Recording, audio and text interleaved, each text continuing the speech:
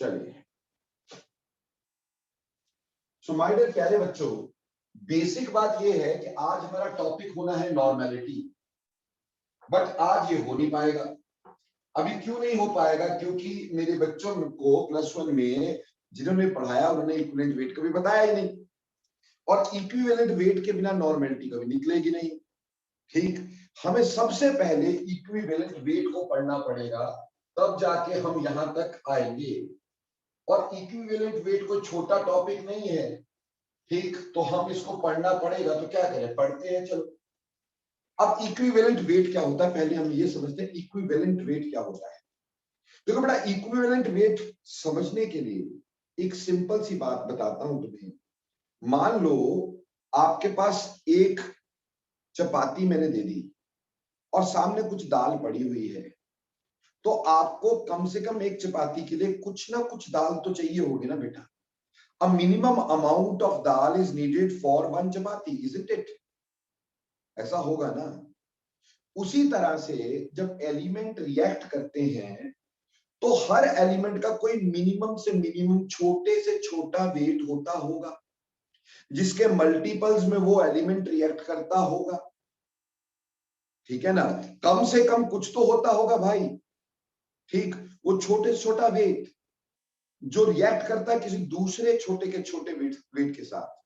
मतलब अगर सिंपल भाषा में बोलूं तो मैं ये कह सकता था, ये डेफिनेशन लिखने की जरूरत नहीं, सिर्फ समझने की है।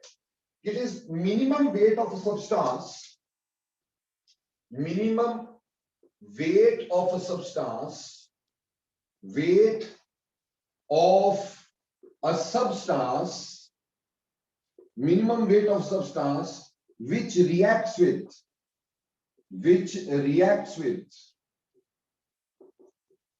minimum weight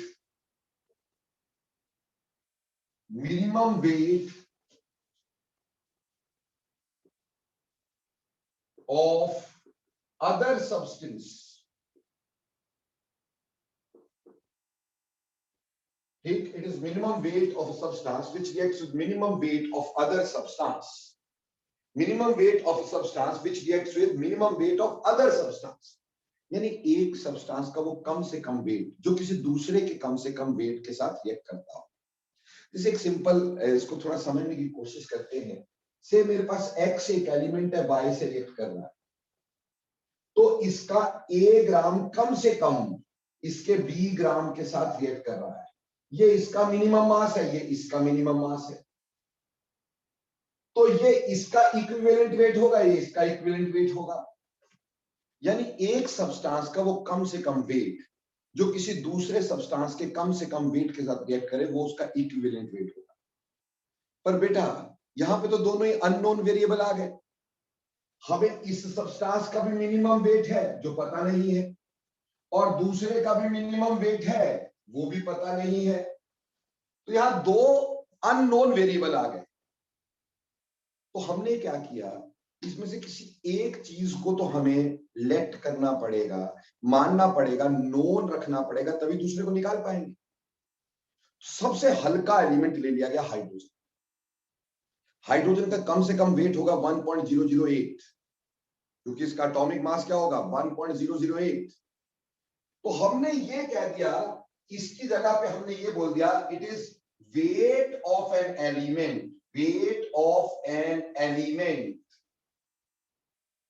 which reacts with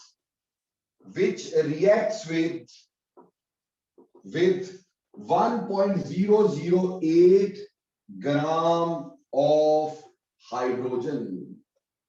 हमने बोला it is weight of element which reacts with 1.008 parts, लिख लो, ग्राम की जगह क्या, पार्ट्स ऑफ हाइड्रोजन।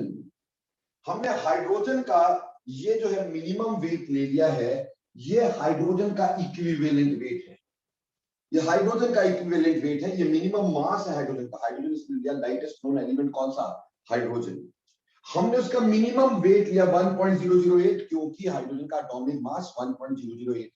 तो कम से कम हाइड्रोजन इसके मल्टीपल्स में रिएक्ट करेगी। एक हाइड्रोजन रिएक्ट करेगी तो इतना, दो करेगी इससे डबल, तीन करेगी इससे ट्रिपल, तो इसी के मल्टीपल में करेगी ना। तो कम से कम ये वेट तो हाइड्रोजन का चाहिए ही होगा। तो हमने बोला weight of an element which reacts with 1.008 part of hydrogen that is called as equivalent weight of an element. वो एलिमेंट का इक्विवेलेंट वेट कहलाता है मेरे ख्याल। ठीक, तो it is minimum weight of an element, यानी weight of an element which reacts with 1.008 part of hydrogen. ये पहली डेफिनेशन है। बट प्रॉब्लम क्या हो गई कि बेटा हमारे पीरियोडिक टेबल में एक 7, 8 और 9 ग्रुप है। ठीक, हमारे पास कुछ एलिमेंट है, जैसे समझ लो iron family, cobalt family, it does not react with hydrogen. ये हाइड्रोजन से रिएक्ट करते ही नहीं, इसको हाइड्राइड गैप बोलते हैं। तो अगर ऐसे सब्सटेंसेस जो हाइड्रोजन से रिएक्ट करते ही नहीं, उनका इक्विवेलेंट वेट निकाले तो कैसे निकाले भाई? तो देयर वाज अ प्रॉब्लम। तो हमें स्टैंडर्ड चेंज करना पड़ा। हमें कोई ऐसा एलिमेंट लेना पड़ा जो बहुत ज्यादा रिएक्टिव हो, जो सबसे रिएक्ट करता है। तो ऐसा एलिमेंट था ऑक्सीजन। तो हमने फिर एक डेफिनेशन दी। हमने कहा कि it is weight of an element, wait of an element which reacts with 8 part of oxygen, जो ऑक्सीजन के 8 पार्ट से रिएक्ट करता है। अब ऑक्सीजन काफी रिएक्टिव था, इसलिए मैंने हाइड्रोजन को चेंज किया ऑक्सीजन में। और 8 क्यों लिया? क्योंकि ऑक्सीजन का 8 ग्राम इसके 1 ग्राम से रिएक्ट करता है। हमने इसका इक्विवेलेंट मास हाइड्रोजन के हिसाब से निकाल दिया। कैसे? देखो, हाइड्रोजन ऑक्सीजन रिएक्ट करके क्या बनाते हैं? वाटर। क्या बनाते हैं? वाटर। तो यहां 2 ग्राम ऑफ हाइड्रोजन रिएक्ट्स विद कितना भाई? 16 ग्राम ऑफ ऑक्सीजन। तो एक कितने से रिएक्ट करेगी? 16/2, 80 हो गया ना। तो जो 8 होता है वो 8 part of oxygen is reacting with 1 part of hydrogen, इसलिए ऑक्सीजन का इक्विवेलेंट वेट 8 हो गया। और ऑक्सीजन के इक्विवेलेंट वेट के साथ एलिमेंट का कितना वेट रिएक्ट करता है वो उसका इक्विवेलेंट वेट कहलाने लगा। तो इक्विवेलेंट वेट जो है हमारे पास हो गया wait of an element which reacts with 8 part of oxygen. ये दूसरी बात हो गई। अब बात नंबर 3। ठीक, अब ऑक्सीजन के रिएक्शन बहुत एक्सप्लोसिव भी हो सकते हैं। बेटा ऑक्सीजन के साथ कई चीज एक्सप्लोसिवली रिएक्ट करती है। तो कहीं ऐसा ना हो ना बेटा इक्विवेलेंट वेट निकालने के चक्कर में गले में हार पड़ जाए, है ना? ऐसे वाला हाल तो नहीं करने का ना। तो हमें क्या करना था, एक ऐसा एलिमेंट लेना पड़ा जो थोड़ा ऑक्सीजन से लेस रिएक्टिव हो, क्योंकि कई चीजें जो ऑक्सीजन से बहुत ज्यादा एक्सप्लोसिवली रिएक्ट करती हैं उनका इक्विवेलेंट वेट भी निकालना होगा। तो हमने तीसरा एलिमेंट ले लिया क्लोरीन, क्योंकि फ्लोरीन तो बहुत रिएक्टिव था। वो तो ऑक्सीजन से भी ज्यादा रिएक्टिव है, तब तो फोटो पे हार पक्का ही चढ़ेगा। हम नहीं चाहते, इसलिए हमने थोड़ा लेस रिएक्टिव ले लिया, जैसे क्लोरीन। तो एक तीसरी बात हमने बोली कि wait of an element which reacts with 35.5 part of chlorine. ठीक है, अब ये समझ में आता है 35.5 पार्ट कहां से आ गए? क्योंकि क्लोरीन जब H के साथ रिएक्ट करता है HCl बनाता है, तो एक H के साथ 35.5 ग्राम ही क्लोरीन तो रिएक्ट करती है। ये इसका इक्विवेलेंट वेट है। ये क्लोरीन का अपना इक्विवेलेंट वेट है, यानी मिनिमम मास है जिसके मल्टीपल्स में क्लोरीन रिएक्ट करेगी। अगर एक क्लोरीन जुड़ेगी तो इतना, 2 जुड़ेगी इंटू 2, 3 जुड़ेगी इंटू 3, ये क्लोरीन का मिनिमम मास है। तो बेसिकली आज जब हम डेफिनेशन दिए इक्विवेलेंट वेट की, तो हमने ये नहीं दी क्योंकि इसमें तो अननोन वेरिएबल थे। तो मैंने कहा it is weight of an element which reacts with 1.008 part of hydrogen और 8 पार्ट ऑफ ऑक्सीजन और 35.5 पार्ट ऑफ क्लोरीन। इनको हमने इक्विवेलेंट वेट बोला बेटे। अब इसमें हाइड्रोजन क्यों लिया था बेटा? हाइड्रोजन इसलिए लिया था क्योंकि लाइटेस्ट था, पर ये बहुत सारी चीजों के साथ रिएक्ट नहीं करता था, इसलिए हमने इसको रिप्लेस किया बाय ऑक्सीजन से, क्योंकि ऑक्सीजन रिएक्टिव था। ठीक है जी, तो सारी चीजें इसका रिएक्ट करती थी, लेकिन उसको रिप्लेस किया क्लोरीन से, क्योंकि इसके रिएक्शन एक्सप्लोसिव होते थे। तो इसके क्लोरीन के reaction are controllable reactions, controlled reactions. तो इसलिए हाइड्रोजन ले लो, क्लोरीन ले लो, ऑक्सीजन ले लो, भैया तीनों में से किसी एक के साथ तो रिएक्ट करेगा ही करेगा। ठीक है ना, कोई एलिमेंट हाइड्रोजन से रिएक्ट करेगा, हम वैसे निकाल लेंगे। अगर हाइड्रोजन से नहीं रिएक्ट करता होगा, ऑक्सीजन से करेगा तो उससे निकाल लेंगे। अगर ऑक्सीजन का एक्सप्लोसिव होगा, क्लोरीन से कर लेंगे। यार कोई एक सैंपल लेके तो हम इक्विवेलेंट वेट निकाल लेंगे ना। और ये जो आगे हमारे पास आया, जैसे हाइड्रोजन का हमने इतना पार्ट लिया, ठीक, ऑक्सीजन का हमने इतना पार्ट लिया, क्लोरीन का हमने इतना पार्ट लिया, they themselves are equivalent weights of hydrogen, oxygen and chlorine itself। यानी वो वेट ऑफ एलिमेंट जो equivalent weight of hydrogen, oxygen या क्लोरीन से रिएक्ट करता हो, वो उस एलिमेंट का इक्विवेलेंट वेट होता है। अब फटाफट से बोलो, ये तीनों डेफिनेशन समझ में आई कि नहीं आई?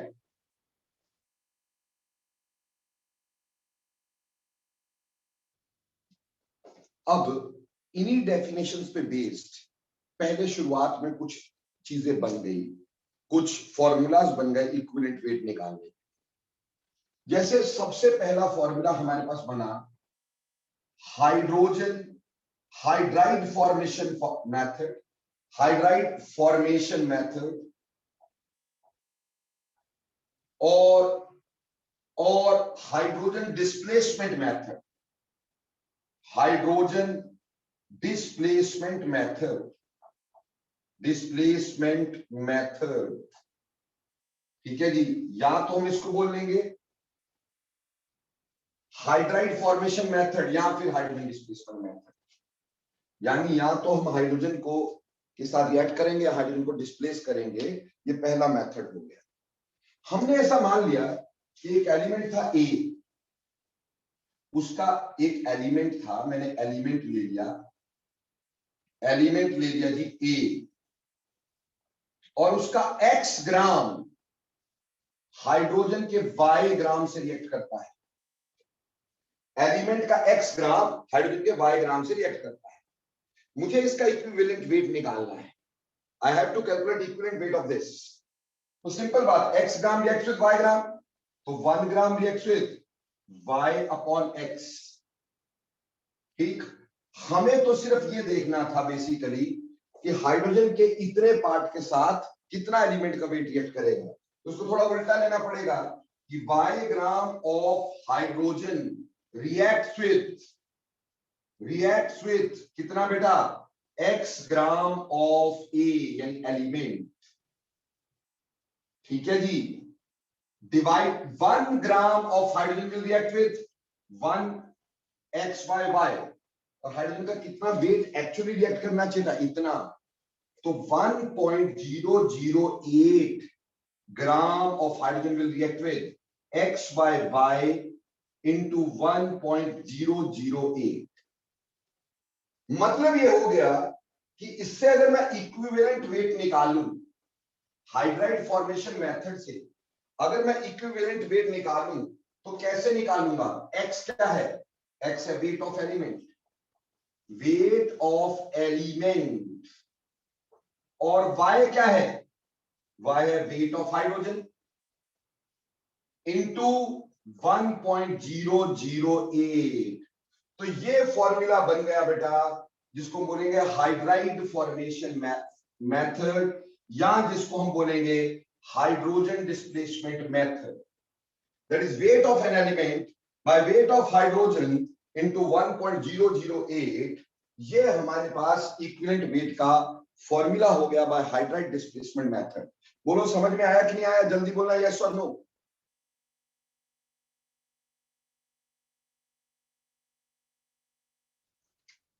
जैसे देखो बेटा, एक क्वेश्चन देखते हैं इसके ऊपर, क्योंकि बातें जब क्लियर होती है तो ज्यादा वो क्वेश्चंस के थ्रू आसानी से क्लियर होती है। ठीक, यस सुनीति जी 1.008 है, हाइड्रोजन का मिनिमम वेट 1.008 होता है, ना कि 1 होता है, क्योंकि it is mixture of samples. अब हमें क्वेश्चन दे दिया गया, ठीक, क्वेश्चन दे दिया गया, कहा 3 gram of metal, 3 gram of metal gives 5 gram of its hydride. 3 gram of metal gives 5 gram of its hydride on reaction with hydrogen. Find equivalent weight. Find equivalent weight. ठीक है जी। 3 gram of metal gives 5 gram of its hydride on reaction with hydrogen gives equivalent weight। ठीक, हमें इसका equivalent weight जो है वो find out करना है। तो हमें पता था equivalent weight की जो हमारे पास अभी हाइड्राइड फॉर्मेशन मेथड की इक्वेशन आई है, that is very simple, weight of element by weight of hydrogen into, बेटा 1.008 को 1 लिख दें चलेगा ना यार, तो इसको एज इट इज रहने देते हैं, 1 का मतलब तो कुछ है नहीं, 1.008 को एज इट इज रहने दिया, अप्रोक्सीमेशन में 1 रहने दिया। ठीक, तो वेट ऑफ एन एलिमेंट है 3 और वेट ऑफ हाइड्रोजन कितना है? यस, बताओ वेट ऑफ हाइड्रोजन कितना है बच्चों इसमें? 5 ऑफ हाइड्रोजन, यस, बोलो फटाफट से।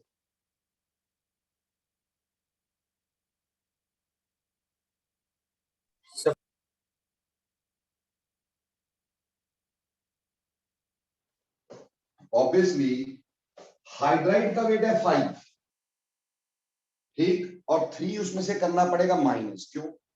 क्योंकि 3 तो मेटल का वेट है, हमें सिर्फ यहाँ पे हाइड्रोजन का वेट चाहिए, तो 5 में से ये चला गया, आया 2 और इनटू कितना 1, तो आंसर आ गया 1.5, तो इसका आंसर 1.5 आ गया। बोलो बच्चे, बात समझ में आई कि नहीं आई? क्विकली बोलने का यस और no. Sir I just want to know वो माइनस क्यों करा आपने? इसलिए किया मेरे बच्चे क्योंकि ये 5 ग्राम हाइड्राइड का था। इसका था हाइड्राइड का, हाइड्राइड मतलब मेटल प्लस हाइड्रोजन, हाइड्राइड मतलब मेटल प्लस हाइड्रोजन, दोनों को मिला के बेटा, metal plus hydrogen is weight of hydride. अब आप क्या करो, हाइड्राइड में से मेटल का वेट माइनस करोगे तभी तो हाइड्रोजन आएगा ना बेटा। यहां हमें हाइड्राइड का वेट नहीं लेना था, यहां वेट किसका लेना था बेटा? हाइड्रोजन का, हाइड्राइड का नहीं। हाइड्राइड तो हुआ मेटल का हाइड्रोजन के साथ कंपाउंड। बोलो clear? Yes sir. Anybody wants to ask anything else? कोई बच्चा कुछ भी जानना चाहता हो? अगला देखें बेटा, इसी क्वेश्चन को कुछ ऐसे लिख दिया, इसी क्वेश्चन को ऐसे लिख दिया, कहा 3 gram of a metal reacts with 2 gram 5 gram of hydrogen, ठीक, give its equivalent weight या find its equivalent weight। 3 gram of metal reacts with 5 gram of hydrogen to form its hydride,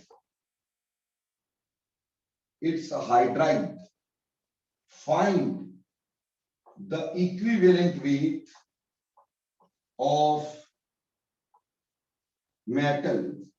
3 gram of metal reacts with 5 gram of hydrogen to form its hydride, find the equivalent weight of metal। अब देखो भाई, यहां पे equivalent weight जो आएगा वो metal का element का वेट आया 3। अब बोलो हाइड्रोजन का वेट कितना है बेटा? 5 5 अब है 5 into 1, तो ये आ गया 3/5 आंसर। ठीक है बच्चे, मतलब मैं सिर्फ यहाँ पे ये बताना चाहता था, अगर हाइड्राइड का वेट दिया होगा तो बेटे उसमें से हमने एलिमेंट का वेट माइनस करके हाइड्रोजन का वेट निकालना है।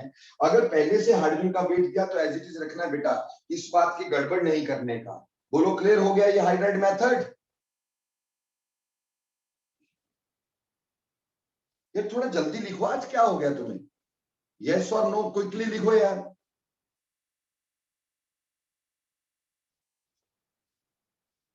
अब इसी में क्योंकि हम हाइड्रोजन डिस्प्लेसमेंट भी बोल सकते हैं, ठीक, हम हाइड्रोजन की डिस्प्लेसमेंट भी कह सकते हैं ना इसको, ये तो है हाइड्रोजन डिस्प्लेसमेंट मेथड भी तो है। तो बेटा देखो, अगर हमें ऐसे बोल दिया जाए क्वेश्चन, बोला 5 gram of metal when reacted with HCl gives 5 gram of metal when reacted with HCl gives 1120 milliliter of hydrogen at STP, ठीक, at STP. Find the equivalent weight, find the equivalent weight of metal.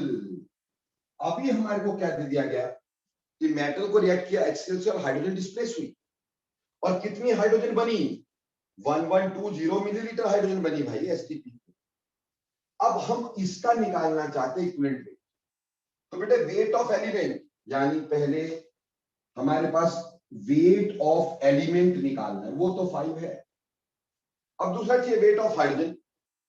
अब hydrogen की तो volume दे रखी भाई, आपको +1 में mole concept करवाया होगा, तो बोला होगा 22400 millilitre at STP of hydrogen weighs कितना, 2 ग्राम।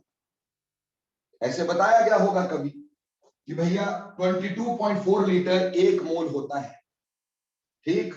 तो हम बोलेंगे कि 22400 यानी 22.4 litre millilitre of hydrogen weighs 2 gram at STP, standard temperature pressure पे जो 22.4 लीटर होती है उसका वेट 2 ग्राम होता है, और अगर 1 मिलीलीटर होगा तो उसका वेट 2/22400 होगा। हमारे पास कितना था, 1120 मिलीलीटर था, उसका वेट 2/22400 इंटू 1120 होगा। तो भैया ये कट गया, यहां से हट गया, ये भी कट गया, ये भी थोड़ा बट गया, ठीक, ये फिर से कट गया, तो आंसर 0.1 घट गया। ये 0.1 ग्राम हाइड्रोजन का आ गया है, ये मोल कॉन्सेप्ट लगा के 0.1 ग्राम हाइड्रोजन का आ गया है, क्योंकि हमें पता था 22.4 लीटर का वेट 2 ग्राम, तो इतने मिलीलीटर का कितना वेट होगा वो हमने निकाल लिया। क्लियर। अब हमें ये पता था कि अब ये वेट ऑफ एलिमेंट आ गया, वेट ऑफ हाइड्रोजन आ गया, तो इक्विवेलेंट वेट निकालना है। तो wait of element is 5, wait of hydrogen is 0.1 into 1.88 को 1.008 को क्या लिख देंगे 1 अप्रोक्सीमेटली, तो आंसर आ गया 50। तो यहां इक्विवेलेंट वेट क्या आ गया, 50 आ गया। बोलो बेटे ये क्वेश्चन भी क्लियर हुआ कि नहीं हुआ, यस और नो।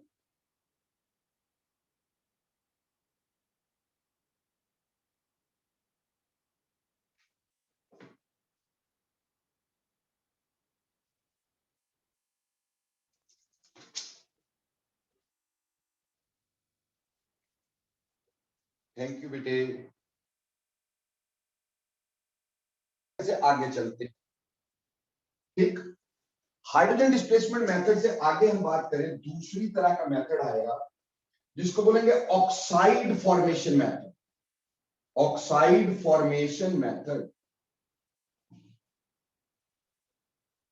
ऑक्साइड फॉर्मेशन मेथड, और या फिर हम इसको बोल सकते हैं oxygen displacement method. Oxygen displacement method,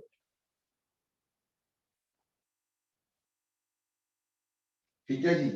oxide formation method या ऑक्सीजन डिस्प्लेसमेंट मेथड, ठीक है जी। अब जब हम इसकी बात करते हैं, इसमें अगेन ऐसे निकालना है, तो क्या आप में से कोई भी बच्चा गेस कर सकता है इसका फॉर्मूला क्या होना चाहिए, ठीक। कोई भी बच्चा इसमें से गेस कर सकता है। So weight of element upon weight of oxygen. 32 oxygen into 30. एक बच्चा हाथ ऐसे नहीं बोलता, हाथ खड़ा करने का बेटा, ऐसे नहीं बोल देने का, हाथ खड़ा करने का तो पता चलता है। Yes Pari, what do you want to say? Yes ask. The sorry, weight of oxygen upon weight of element upon the weight of oxygen multiplied by 8. शाबाश। तो यहां से हम दूसरा फॉर्मूला निकाल सकते हैं। अगर ऑक्सीजन के हिसाब से निकालते तो equivalent weight is weight of element upon weight of oxygen into 8। ठीक है जी, क्लियर? तो ये मेथड ऑक्सीजन के लिए हो जाता। अब अगली बात, इसी तरह से मैं क्लोराइड फॉर्मेशन मेथड भी देखता, क्लोराइड फॉर्मेशन मेथड भी देखता, ठीक? या फिर हम क्लोरीन डिस्प्लेसमेंट मेथड लेते, क्लोरीन डिस्प्लेसमेंट मेथड। अब इसका बेटे आप मुझे फॉर्मूला बता सकते हो तनिष्का? क्या आप बता सकते हो इसका formula? Yes, sir. Weight of element upon weight of chlorine into 35.5. शाबाश। Wait of element by weight of chlorine into 35.5। ठीक, तो ये हमारे पास इक्विवेलेंट वेट हो सकता था। अगर हम ये बोलते हैं कि wait of element by weight of chlorine into 35.5, और ये होगा wait of element by weight of oxygen into 8। ठीक है जी। और इसी तरह से हाइड्रोजन डिस्प्लेसमेंट मेथड होगा, उसका wait of element by weight of hydrogen into 1.008। तो ये हमारे पास तीन ऐसे मेथड हैं जिससे हम क्या निकाल सकते हैं? इक्विवेलेंट वेट निकाल सकते हैं, जिससे हम इक्विवेलेंट वेट निकाल सकते हैं। It is hydride formation method, hydrogen displacement method, oxide formation method और क्लोराइड फॉर्मेशन मेथड। ये तीन तरह के मेथड हमारे पास होते हैं। उम्मीद करता हूं तीनों मेथड हमारे को क्लियर हो गए। बोलो हो गए कि नहीं हो गए भाई?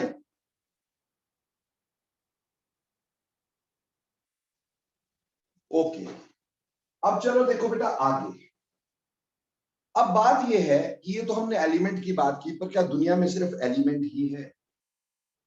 और फिर एक बात ये भी समझनी थी, जैसे साइंस तरक्की करके हमें नई नई चीजें समझ में आती, भाई इसका इक्विवेलेंट वेट 1 ही क्यों है, यही क्यों है, इसका इक्विवेलेंट वेट यही क्यों है, इसका इक्विवेलेंट वेट यही क्यों है? सर इसका तो चलो इसलिए है जी क्योंकि हाइड्रोजन के एक के साथ ये, हाइड्रोजन का ही इतना ही क्यों है, हाइड्रोजन का मिनिमम मास इतना ही क्यों रिएक्ट करता है? तो लेटर ऑन वैलेंसी का कंसेप्ट आ गया, हमें ये समझ में आने लगा कि भैया कोई चीज कितने इलेक्ट्रॉन देगी उसी पार्ट्स में वो रिएक्ट करेगी। इसलिए अभी मॉडर्न मेथड्स जब हमने निकाले इक्विवेलेंट वेट के, तो इस डेफिनेशन से आगे आ गए, इन मेथड से हम आगे आ गए। आज की डेट में हमारे पास हमने ये देखा कि एलिमेंट रिएक्ट करते हैं कि कितने उनके वैलेंट शेल इलेक्ट्रॉन हैं, उसके हिसाब से एलिमेंट रिएक्ट करते हैं। ठीक है, जैसे सबसे पहले हमारे पास आ जाएगा बेटे, सबसे पहली हमारे पास जो चीज आएगी वो आएगी इक्विवेलेंट वेट ऑफ एलिमेंट। किसी भी एलिमेंट का इक्विवेलेंट वेट निकालना, अरे रिएक्शन कर करके तो हम परेशान हो गए, बिना रिएक्शन के अगर निकालना तो अब हमें समझ में आ जाता है it is atomic weight by valency, atomic weight by valency. Simple सी बात। जैसे अगर मैं हाइड्रोजन का इक्विवेलेंट वेट निकालता, इक्विवेलेंट वेट ऑफ हाइड्रोजन, तो ऑब्वियसली उसका एटॉमिक वेट कितना होता है? 1, वैलेंसी 1.008 होता है ना एटॉमिक वेट, वैलेंसी 1, इसीलिए उसका इक्विवेलेंट वेट 1.008 है। ठीक, इसी तरह से अगर इक्विवेलेंट वेट ऑफ ऑक्सीजन निकालना होगा, ऑफ ऑक्सीजन, तो आएगा 1 कितना आएगा? 16 एटॉमिक वेट, वैलेंसी 2, आंसर कितना? 8, आंसर कितना? 8।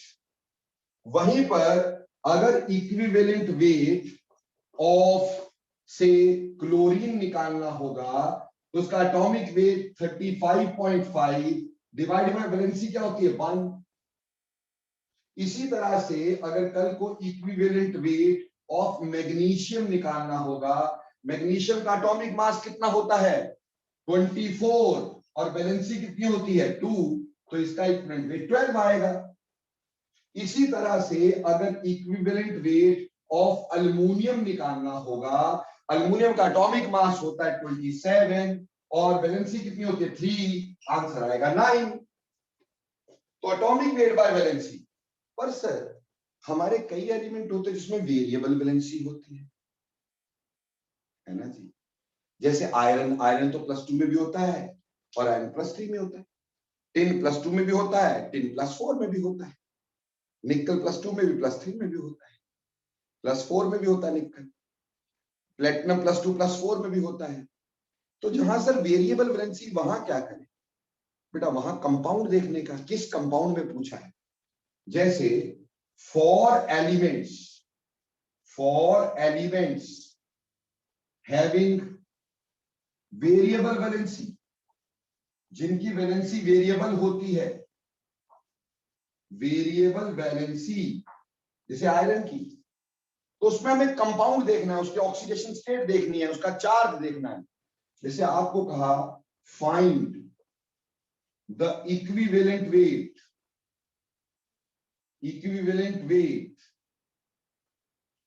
of iron in number 1 FeO, number 2 Fe2O3। देखो जी, यहां आयरन के ऊपर चार्ज है +2, ऑक्सीडेशन स्टेट इज +2, और यहां आयरन पे चार्ज है +3। क्रॉस मल्टीप्लाई करते थे, तो छोटे बच्चे थे तो क्रॉस मल्टीप्लाई किया करते थे, उससे हमारे पास चार्ज निकल जाता था। तो आयरन पे +3, तो यहां पे अगर हम बात करेंगे तो इक्विवेलेंट वेट कैसे निकालेंगे, यहां हम इक्विवेलेंट वेट निकालेंगे। एटॉमिक मास आयरन का 56, वैलेंसी है 2, डिवाइड बाय 2 आ जाएगा। और यहां एटॉमिक मास 56, वैलेंसी है 3। बेटे अगर वेरिएबल वैलेंसी होगी तो हमें कंपाउंड देखना होगा। इसी तरह से अगर कल को आपको ये बोल दिया जाए एक है CuCl और एक है CuCl2, तो भैया यहाँ पे हमारे पास ये +1 है, यहाँ ये +2 है, तो ऑटोमेटिकली यहाँ इक्विवेलेंट वेट जो होगा, यहाँ इक्विवेलेंट वेट जो होगा वो 63.5 डिवाइडेड बाय 1 होगा, और यहाँ 63.5 डिवाइडेड बाय 2 होगा। तो इस तरह से बेटे अगर वेरिएबल होगा तो हमें कंपाउंड दिया रहना जरूरी है। बोलो मेरे प्यारे बच्चों, बात समझ में आई कि नहीं आई?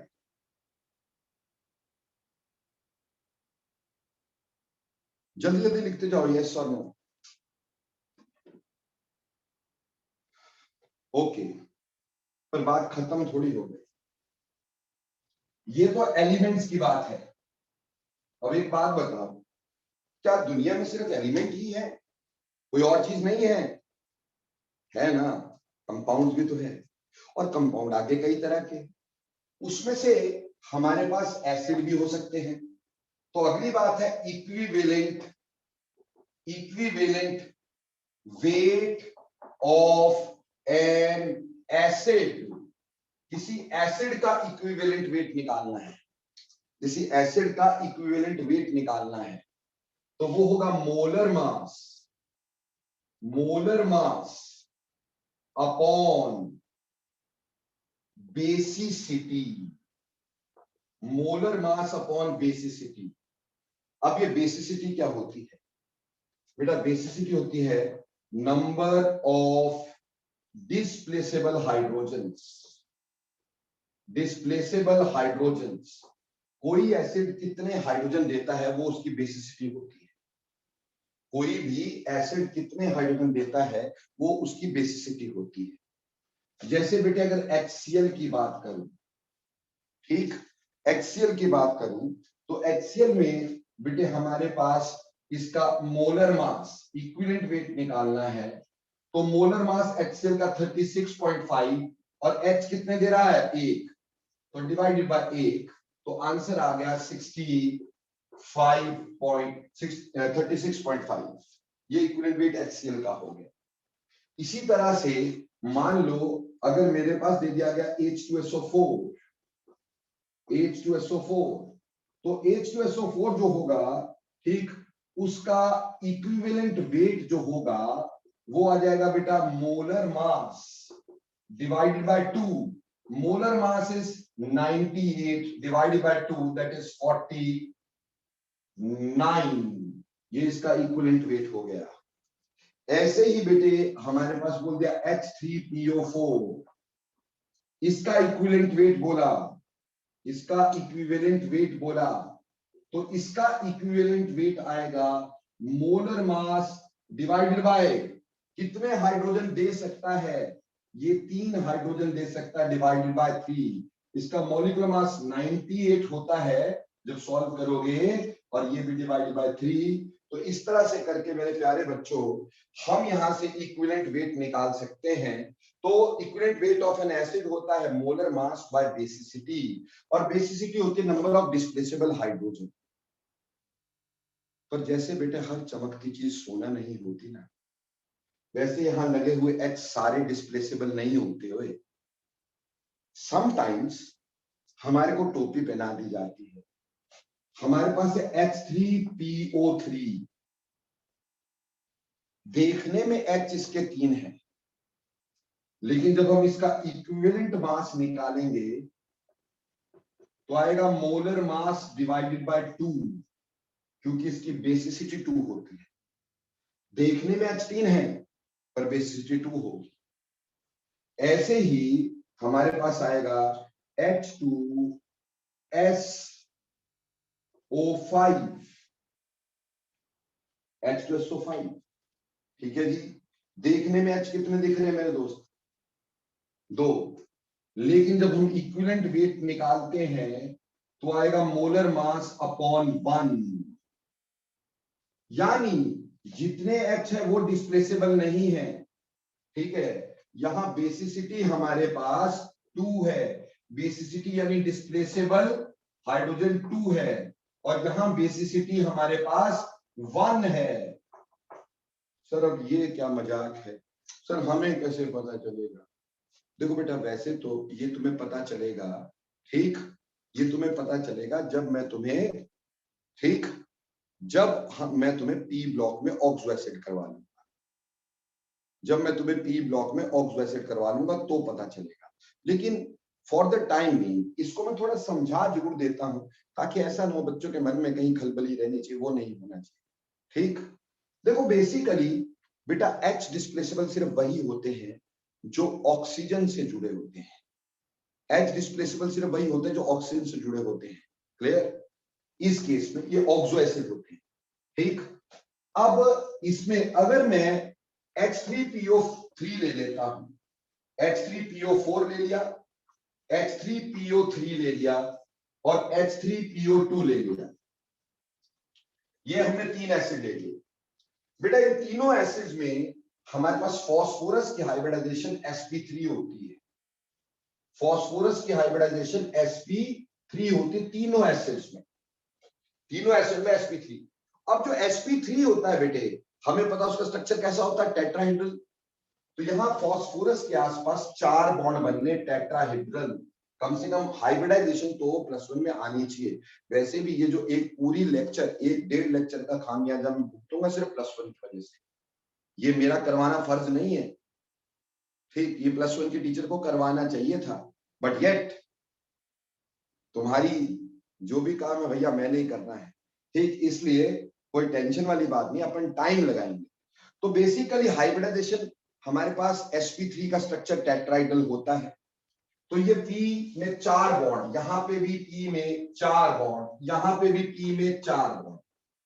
जब हम इसका स्ट्रक्चर बनाते हैं तो सबसे पहले मोस्ट इलेक्ट्रोनेगेटिव एलिमेंट लगाया करते हैं। जैसे यहाँ पे मोस्ट इलेक्ट्रोनेगेटिव एलिमेंट कौन सा है, ऑक्सीजन है, ठीक। तो 1 ऑक्सीजन, 2 ऑक्सीजन, 3 ऑक्सीजन, 4 ऑक्सीजन। अब हम हाइड्रोजन लगाएंगे, पहले मोस्ट इलेक्ट्रोनेगेटिव एलिमेंट फिर हाइड्रोजन। अब जगह तो बची नहीं, तो हाइड्रोजन ऑक्सीजन से जुड़ेंगे, कितने हैं, 3, 1 2 3 और फिर वैलेंसी पूरी करने के लिए यहां डबल बॉन्ड, क्योंकि मेरे भाई टेट्राहेड्रल से ऊपर स्ट्रक्चर तो बन ही नहीं सकता था। ये स्ट्रक्चर बन गया H3PO4 का। अब यहां कितने ऑक्सीजन है भाई? यहां ऑक्सीजन 3 है, 1 2 3। अब हमने लगाने H, एक वैलेंसी खाली है ना अभी, तो एक H यहां, एक H यहां, एक H यहां, यहां डबल बॉन्ड, क्योंकि टेट्राहेड्रल ही रहना भाई। अब यहां आ जाओ, यहां 2 ही ऑक्सीजन है, लो 2 ऑक्सीजन लगा दिए। अब ऑब्वियसली 2 हाइड्रोजन 3 है, एक हाइड्रोजन यहां, एक हाइड्रोजन यहां, एक यहां, एक डबल। अब ध्यान से देखो, इसमें तीनों के तीनों हाइड्रोजन ऑक्सीजन से जुड़े हैं, तो तीनों डिस्प्लेसेबल है, इसलिए बेसिसिटी इसकी 3 होती है। यहां पे 2 हाइड्रोजन जो है बेटे वो ऑक्सीजन से जुड़े हैं, इसलिए इसकी बेसिसिटी 2 होती है। जो ऑक्सीजन से नहीं जुड़ा है वो डिस्प्लेसेबल नहीं होता। ठीक, this is not acidic enough, not displaceable, not डिस्प्लेसेबल।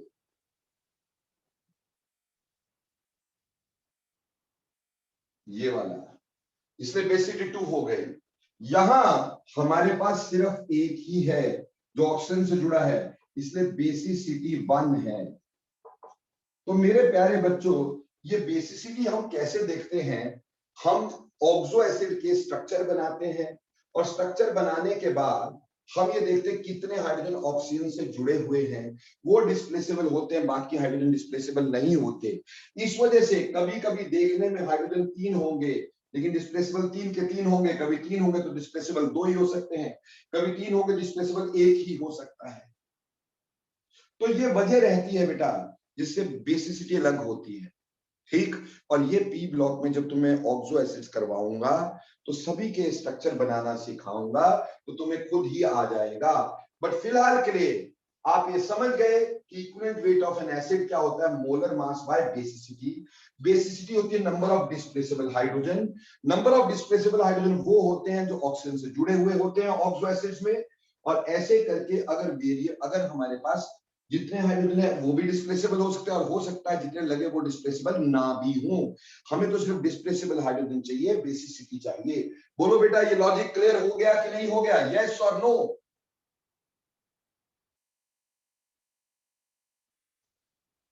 परी yes, Sunny yes, Akshit yes, Saanvi yes, Tanishka yes, Palak yes, Sanya yes, Avneet yes, Diya yes, Bhavna yes, Aryan yes, Khushboo yes, Aryan ji sir. चलो ठीक है।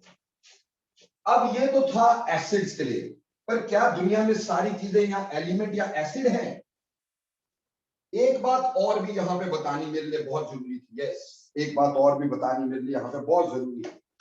कई बार हमें ऐसे बोल दिया जाता है, कई बार क्वेश्चन में हमें ये बोल दिया जाता है कि find the equivalent weight of H2SO4 in following reaction,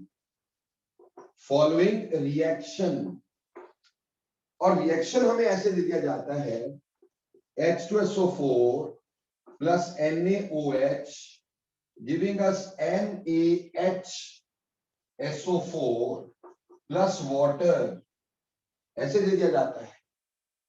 now problem ये है कि अगर वैसे मैं देखता इक्विवेलेंट वेट ऑफ H2SO4 तो इसमें 2 H दिए जाने थे, तो ये मोलर मास बाय 2 था, जैसे अभी पीछे पढ़ाया था 98/2, 49 होना चाहिए था। पर क्या इस रिएक्शन में दोनों के दोनों H चले गए?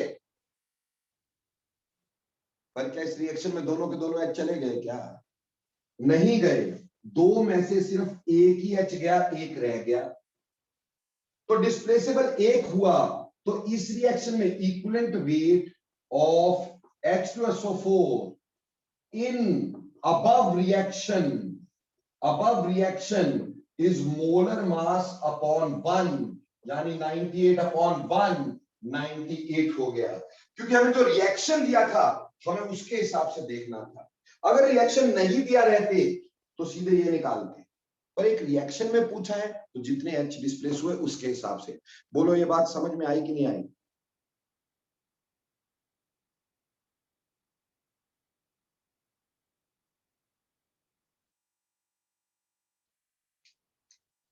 Okay okay, very good very good. अब चलो जी आगे।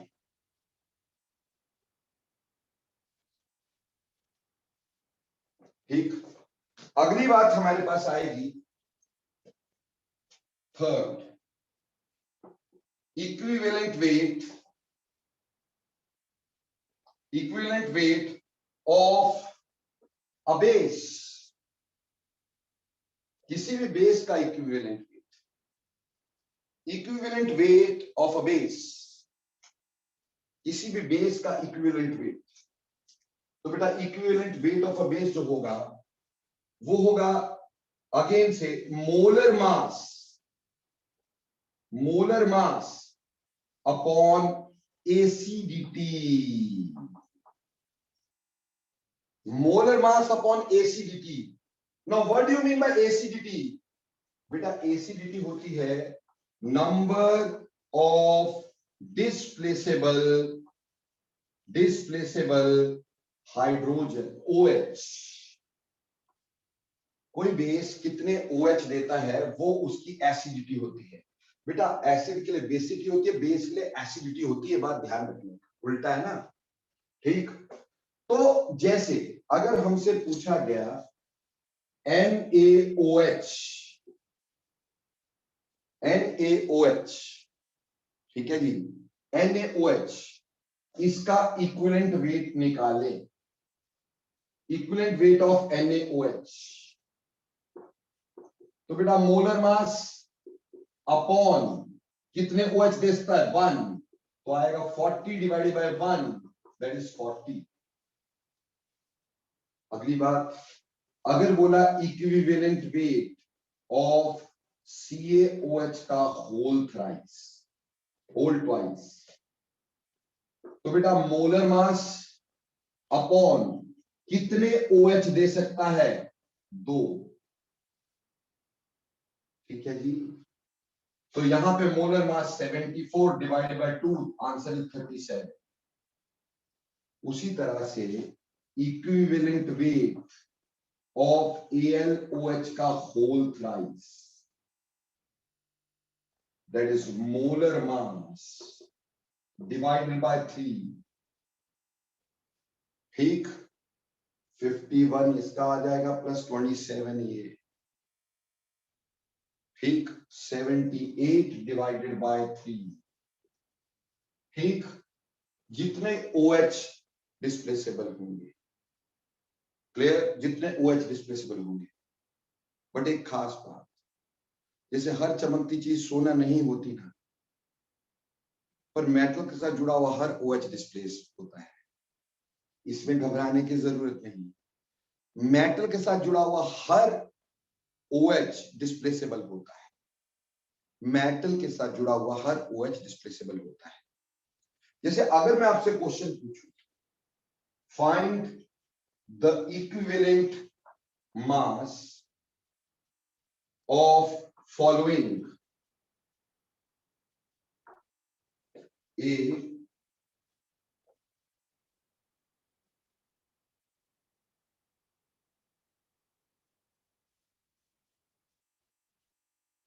B,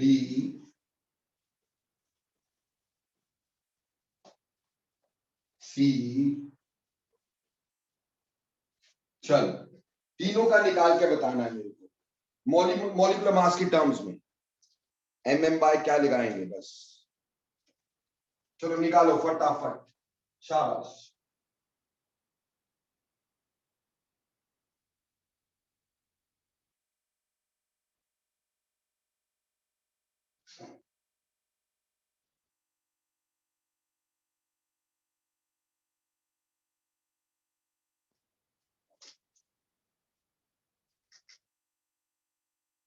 चलो इसका आंसर पहला ओके तान्या, इसका आंसर बता, क्या लिखा था?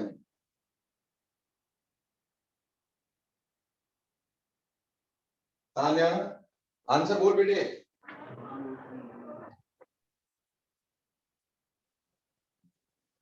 That is molecular mass upon 2. Okay. मुदिता, इसका आंसर बता बेटे। सर मैंने 3 लिखा है पर फास्फोरस एक मेटल नहीं होता, तो Yes. लिखना चाहिए उसको। यही चीज देखनी थी मेरे को। देखो बेटे, मैंने ना बार बार बोला कि OH अगर मेटल से जुड़ा होता है तो वो बेस होता है। बेटा ये बेस है ही नहीं, क्योंकि ये नॉन मेटल है। अगर OH नॉन मेटल से जुड़ा होता है तो वो एसिड होता है, ये बेस है ही नहीं। यही चीज समझानी थी मैं। ये बेस है ही नहीं, ये एसिड है। और जब एसिड होगा तो ऐसे नहीं लिखेंगे, ये वाले 3 H आगे, बीच में PO पीछे, H3PO3। अभी 2 मिनट पहले बताया था इसकी बेसिसिटी 2, तो यहां मोलर मास बाय 2 होगा। तो हो गई ना गड़बड़ सभी की। Boron is also a non metal. Non metal से OH जुड़ता है तो वो क्या होता है? एसिड। तो ये भी एसिड है, ये भी एसिड है। तो पहले पता होना चाहिए, मेटल से OH जुड़ेगा तो बेस होगा, नॉन मेटल से OH जुड़ेगा तो एसिड होगा। तो इसको कैसे लिखेंगे? इसको लिखेंगे H3BO3, बोरिक एसिड। और इसकी बेसिसिटी 1 होती है, तो मोलर मास डिवाइडेड बाय 1। समझ में आई? यानी बस ये बात ध्यान रखना, अगर बेटे हमारे पास मेटल के साथ OH जुड़ा होगा तो वो बेस होगा और उसके सारे OH डिस्प्लेसेबल है विदाउट कोई प्रॉब्लम। लेकिन अगर नॉन मेटल से जुड़ा होगा तो बेटे वो बेस नहीं होते, वो एसिड होते हैं। उसमें जितने H होंगे पहले लिख देना, जितने O होंगे बाद में लिखना, बीच में नॉन मेटल घुसेड़ देना।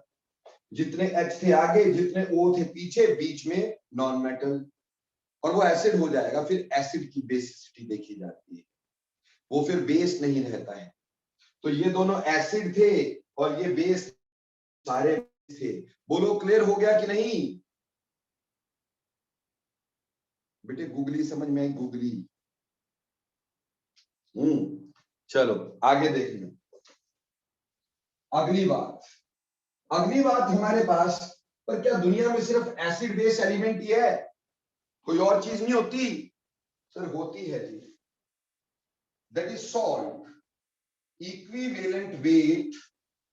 Equivalent weight of a salt.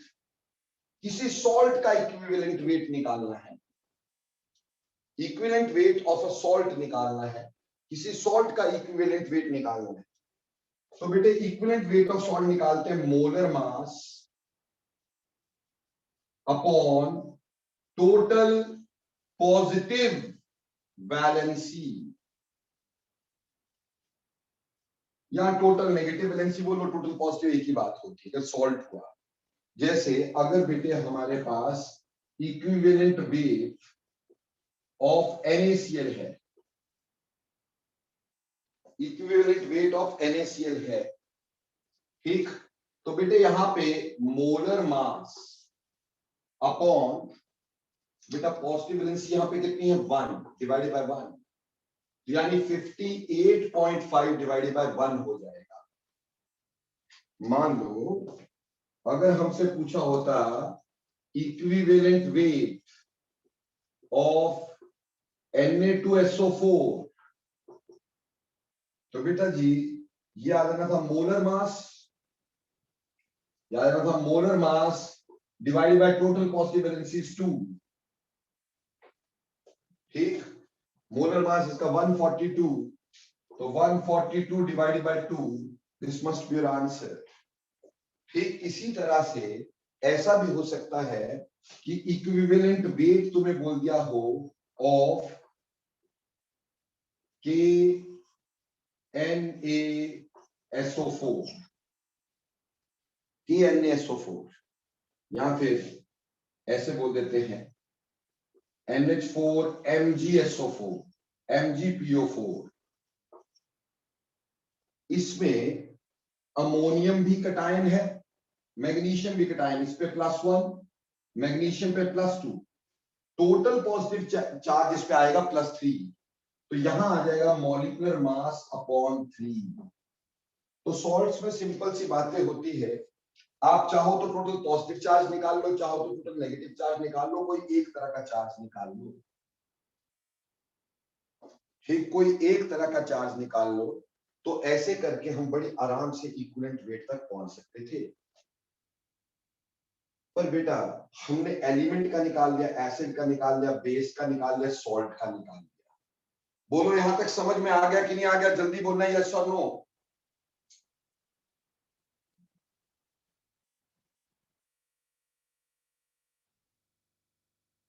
चलो नेक्स्ट बात देखेंगे। अब हम बात करेंगे इक्विवेलेंट वेट ऑफ ऑक्सीडाइजिंग और reducing agent. Equivalent weight of oxidising and reducing agent. Equivalent weight of oxidizing as well as reducing agent. Bete, that is molar mass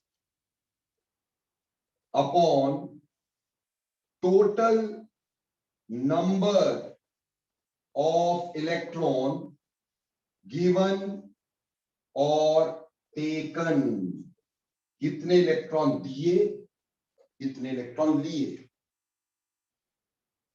ठीक, जैसे बेटा KMnO4 होता है, KMnO4 जो होता है बेटे, ये अगर एसिडिक मीडियम में रखा जाए तो Mn2 पॉजिटिव में चेंज होता है, बेसिक मीडियम में रखा जाए तो ये MnO4 2 नेगेटिव में चेंज होता है, और न्यूट्रल मीडियम में रखा जाए तो ये MnO2 में चेंज होता है। यानी बेटे यहां इसकी ऑक्सीडेशन स्टेट +7 होती KMnO4 में मैंगनीज की, और यहां +2 है, तो कितने इलेक्ट्रॉन लिए? 5 इलेक्ट्रॉन्स लिए। तो एसिडिक मीडियम में इसका इक्विवेलेंट वेट आ जाएगा KMnO4 का मोलर मास अपॉन 5। KMnO4 का equivalent mass in acidic medium molar mass upon 5। इसका एसिडिक मीडियम में मोलर मास होता है 158 डिवाइडेड बाय 5, ये एसिडिक मीडियम में।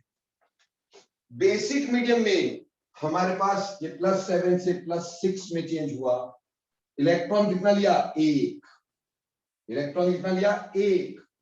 तो ऑब्वियसली यहां पे इक्विवेलेंट वेट जो आएगा वो मोलर मास अपॉन 1 यानी 158 अपॉन 1 आएगा। और यहां पे ये +4 में चेंज हुआ है, तो भैया इसने 3 इलेक्ट्रॉन लिए हैं, तो equivalent weight is molar mass upon 3 आ जाएगा, यानी 158 अपॉन 3। तो यानी जब हमें कोई ऑक्सीडाइजिंग या रिड्यूसिंग एजेंट देखना होता है तो हम उसमें ये देखते हैं कि इसने कितने इलेक्ट्रॉन दिए या कितने इलेक्ट्रॉन लिए, वो उसका हमारे पास डिवाइड करना होता है, उसको हमें देखना होता है मीडियम में। सर तो हमें चेन रिएक्शन का सपना आएगा, ठीक, हमें कैसे पता चलेगा? तो मिस्टर सिद्धार्थ, कभी ऐसा हुआ सर ने छोड़ दिया बीच में? एक बार बता दे कि सर ने बीच में ना वहीं छोड़ दिया था, बताया नहीं था हमारे। No sir. पर अच्छी बात है, क्वेश्चन पूछना तो अच्छी बात है, बट साथ साथ थोड़ा समझ लें पहले आराम से, जब सर छोड़ दे फिर बोले सर ये बताओ, मजा तो तब आए। ठीक, ओके सर। अब हमें कैसे पता चलेगा कि ये ऐसे होगा? तो बेटा पूरे साल भर यही तो पढ़ना है आगे कि KMnO4 कैसे रिएक्ट करेगा, पोटेशियम डाइक्रोमेट कैसे रिएक्ट करेगा, HNO3 कैसे रिएक्ट करेगा। तो ये रिस्पेक्टिवली जिस चैप्टर में इसके इक्वेशंस आएंगी आपको कॉन्सेप्ट से समझाया जाएगा कि इसमें ये ऐसे रिएक्ट करता है, ठीक। अदरवाइज आपको हमेशा इक्वेशन दी होगी, इक्वेशन से हमें पता चल जाएगा कितने मोल इसके रिएक्ट कर रहे हैं, कितने इलेक्ट्रॉन्स दिए या लिए। हमें रिएक्टेंट दिया होगा, प्रोडक्ट दिया होगा, तो उसमें ऑक्सीडेशन स्टेट निकालो। ऑक्सीडेशन स्टेट तो निकालनी सीखी होगी +1 में कि नहीं? अरे रिडॉक्स में सिर्फ एक वही चीज थी पिछले साल कि या तो ऑक्सीडेशन स्टेट निकालनी और या फिर बैलेंसिंग। अगर नहीं भी सीखिए डोंट वरी, मैं हूं ना, तो मैं तब भी करवा दूंगा। ठीक, कोई टेंशन नहीं है अपने को, फिर भी करवाऊंगा मैं। ठीक, तो कोई बात नहीं। ये हमारे पास किसी भी ऑक्सीडाइजिंग या रिड्यूसिंग एजेंट का हमने देखा, तो हमने देखा कि इक्विवेलेंट वेट जो था वो हमने पहले डिफाइन कैसे किया। हमने बोला it is the wait of an element which reacts with 1 part of hydrogen और 8 पार्ट ऑफ ऑक्सीजन और 35.5 पार्ट ऑफ क्लोरीन। फिर ये कहा कि उसके 3 मेथड उसके हिसाब से बना दिए। Equivalent weight is weight of metal by weight of hydrogen into 1। Oxide में equivalent weight is weight of metal by weight of oxygen into 8, या फिर equivalent weight is weight of element by weight of chlorine into 35.5। ठीक, वहीं पर बेटे element के लिए atomic mass by valency, equivalent weight acid के लिए molar mass by basicity, basicity is number of displaceable hydrogens, और अगर बेस है तो molar mass by acidity that is number of displaceable OH, salt है तो molar mass by total positive valency, और equivalent weight जो होगा ऑक्सीडाइजिंग या रिड्यूसिंग एजेंट का वो होता है divided by total number of electron given और टेकन। तो बेसिकली ये घटा रहा हूं यहां से, बेसिकली अगर हम बाद में जब इलेक्ट्रॉन निकालने आ गए ना बेटा, तो हमें ये पता चला कि valency number of electron given और टेकन ही तो होते हैं। जितने H पॉजिटिव जाएंगे एक्चुअली उतने इलेक्ट्रॉन लिए जाएंगे, जितने OH नेगेटिव जाएंगे एक्चुअली उतने इलेक्ट्रॉन दिए जाएंगे। टोटल पॉजिटिव वैलेंसी, यानी ये सब के सब जो नीचे लिखे हैं ये नंबर ऑफ इलेक्ट्रॉन गिवन और टेकन ही तो है। उसको लिखने का अलग अलग तरीका है, इसलिए इक्विवेलेंट वेट को एक ब्रॉड चीज बोल दिया गया। Molar mass upon n factor, molar mass upon n factor. So what the hell this n factor is? Beta, n factor is number of electrons given or taken. ठीक, equivalent weight को एक पूरा बड़ा formula हमने दे दिया, molar mass upon n factor.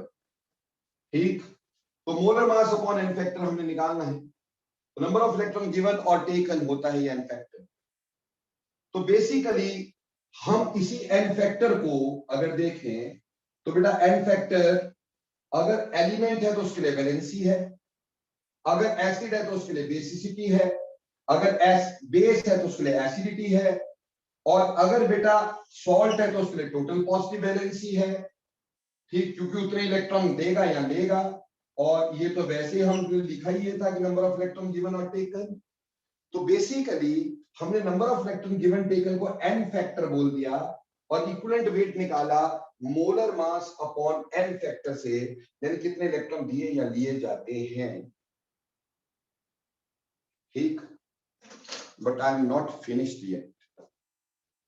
Second level of equivalent wait करेंगे अगला दिन जब हम मिलेंगे, ये n फैक्टर कॉम्प्लेक्स में कैसे निकालें। यहां तो समझ में आ गया कि एलिमेंट में वैलेंसी देख लेंगे, एसिड में डिस्प्लेसेबल हाइड्रोजन देख लेंगे, बेस में OH देख लेंगे, सॉल्ट में टोटल पॉजिटिव वैलेंसी देख लेंगे। ठीक, इसमें रिएक्शन में देखेंगे कितना ऑक्सीडेशन चेंज है। Level 2 of equivalent weight will be dealt in next class. So आज जो एब्सेंट है बेटा अगली क्लास में छुनछुने बजाएंगे, अगली क्लास से फिर आएंगे। मैं क्या कर सकता हूं?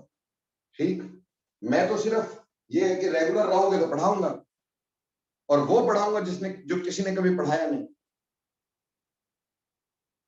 चलिए, thanks a lot for today, मिलते हैं नेक्स्ट डे।